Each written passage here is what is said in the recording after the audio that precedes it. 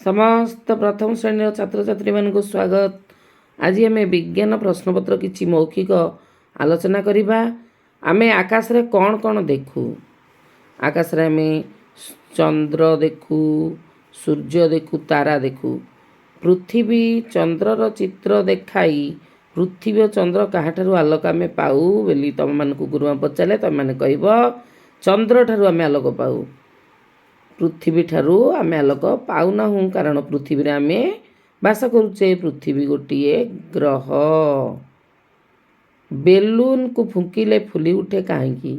Balloon खाली फांका थाए जितेबाला balloon शून्य स्थान थाए, तेणु जो पवन आम फुंकिबा पवन जाई शून्य स्थान पूर्ण करी बेलूनटी फुली उठिब। विज्ञान बहिर विश्वचित्र को देखाई एथिरे पृथ्वी को चिन्हैब। देखिब विश्वचित्र रे पृथ्वी अच्छी तृतीय स्थान रे, जो सौरजगत चित्र अच्छी मझिरे सूर्य तांको चारिपटे 8टी ग्रह घुरुछंती। तृतीय स्थान रे पृथ्वी अच्छी, से पृथ्वी को देखई दब। माटी देखई तृतीय दुईटी जिनसर नाम कुह। माटी देखैले तमे कहब एथरु कोन तयारी होउछि। माटी रे आमे मूर्ति गढ़ुचे, माटी रे आमे दीप गढ़ुचे, माटी रे हांडी माटिया। तब एक गछ देखिले देखेबे गुरुमा तुमको तुम माने कौन कहब? गछर विभिन्न अंश भी कहब, मूल, चेर, कांड, पत्र, फूल, फल। तुम विज्ञान बही जो बैगण चित्र अच्छी से चित्र रे क्या कौन कहुई से लिखाई से देखिक मन रूपे कहब।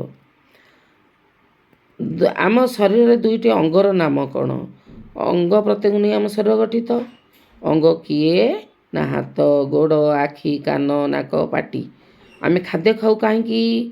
आमे बंचिबा पाई। आउ खाद्य खाइले बल शक्ति हुए एवं आमे बंचू। खाद्य खाइले आमर शक्ति बल हेले आमे कार्य करिबा। खरा दिने खाउथिबा दुईटी फल तरभुज, काकुड़ी, फ्रूटी। दुईटी खनिज तैलर नाम कौन? खनिज तैल है पेट्रोल, डीजेल। वायु रे दुईटी व्यवहार कुह। वायु आमे श्वासक्रिया रे साहाय्य, वायु हमको श्वासक्रिया रे साहाय्य करुची एवं निया जलिबारे साहाय्य करुची एवं आमर पोशाक पत्र सुखिबारे साहाय्य करुची। आमे मध्य गरम रु रक्षा पाउचे वायु द्वारा। सूर्य ठारू दूरतम दुईटी ग्रहर नाम कौन? ना बुध, शुक्र, पृथ्वी, मंगल, बृहस्पति, शनि, यूरेन्स, नेपच्यून। ताले दूरतम है यूरेन्स, नेपच्यून। सूर्य उदय हेले कौन हुए? दिन हुए ना सकाळ हुए? सूर्य उदय हेले सकाळ हुए। आ सूर्य उदय ठारू सूर्य अस्त पर्यंत समय को दिन कह जाए। निया जलिबारे किए साहाय्य करे? निया जलिबारे अम्लजान साहाय्य करे। उद्भिद जो आमे कौन पाउछु? अम्लजान, विशुद्ध वायु अम्लजान पाउछु। दुईटी खनिज संपदर नाम।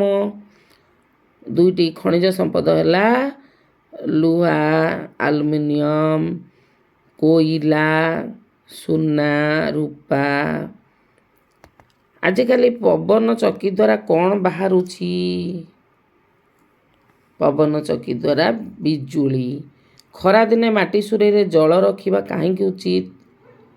खरा दिने माटी सुरे जल रहिले जल ठंडा रहे एवं आम पीले आम पेट ठंडा हुए। श्वासक्रिया रे वायु ग्रहण करुवा दुईटी जीवर नाम कह। मनीष आउ वृक्ष बा उद्भिद, गाई, गोरु, छेली, मेंढा। ये सब उद्भिदर खाद्य भंडार किए? माटी। कहा जोगु पृथ्वी रे जीवजगत अछंती? कहा जोगु पृथ्वी रे जीवजगत अछंती? ना पृथ्वी रे माटी, जल, वायु, सूर्यालोक पाई पृथ्वी रे जीवजगत अछंती। आमे आलोक ताप काहाठारु पाऊ? सूर्यंक ठारु पाऊ। सूर्य होला सकल शक्तिर आधार। तेणु सूर्यंक जोगु पृथ्वी रे जलचक्र हुए एवं उद्भिद माने खाद्य प्रस्तुत करती। उद्भिद माने खाद्य प्रस्तुत कले जो अम्लजान छाड़ती, आमे से अम्लजान विशुद्ध वायु को ग्रहण करी बंची थाउ। କ'ଣ ଖୋଳିଲେ ଆମେ ଜଳ ପାଉ? ମାଟି। ଉଦ୍ଭିଦ ନ ବଞ୍ଚିଲେ ଆମର କ'ଣ କ୍ଷତି ହେବ? ଆମେ ଅମ୍ଳଜାନ ପାଇପାରିବୁ ନାହିଁ।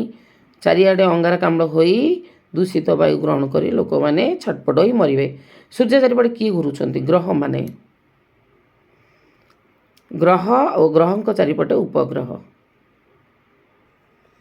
ପୃଥିବୀରେ ଜୀବଜଗତ କାହା ଯୋଗୁଁ ବଞ୍ଚିଛି? ସୂର୍ଯ୍ୟ, ଜଳବାୟୁ। ଆମେ ଚାରିପାଖରେ କ'ଣ ଘେରି ରହିଛି? ବାୟୁ। ଗାଡ଼ି ମଟର ଚକରେ କ'ଣ ଭର୍ତ୍ତି କଲେ ଏଗୁଡ଼ିକ ଭଲ ଗଡ଼ନ୍ତି? ବାୟୁ।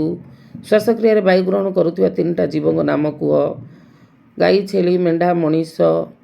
କେଉଁ ତିଥିରେ ଚନ୍ଦ୍ର ଆଦୌ ଦେଖାଯାଏ ନାହିଁ? ଅମାବାସ୍ୟା। ଆକାଶରେ ଥିବା କେଉଁ କେଉଁ ବସ୍ତୁ ମିଶିଲେ ତାହାକୁ ଆମେ ବିଶ୍ୱ କହିବା? ସୂର୍ଯ୍ୟ, ତାଙ୍କର 8ଟି ଗ୍ରହ, ଗ୍ରହମାନ ଉପଗ୍ରହ, ଏସବୁକୁ ନେଇ ଆମର ବିଶ୍ୱ ଗଠିତ। ପୃଥିବୀ କାହା ଚାରିପଟେ ଘୁରେ? ପୃଥିବୀ ସୂର୍ଯ୍ୟଙ୍କ ଚାରିପଟେ ଘୁରେ।